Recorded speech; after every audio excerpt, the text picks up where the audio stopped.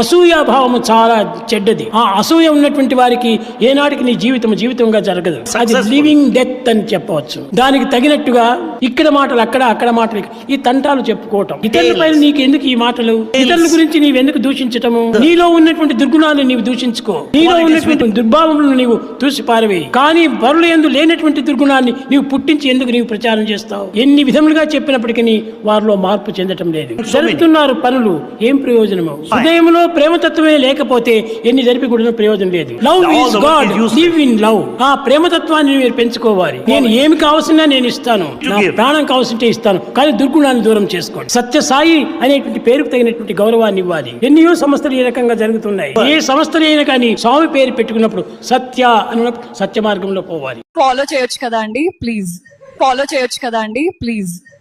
అందరికీ నమస్కారం. మీరు వీడియో చూస్తున్నారు కానీ సబ్స్క్రైబ్ చేసుకోవడం లేదు. సబ్స్క్రైబ్ చేసుకోండి, మాకు సపోర్ట్ చేయండి.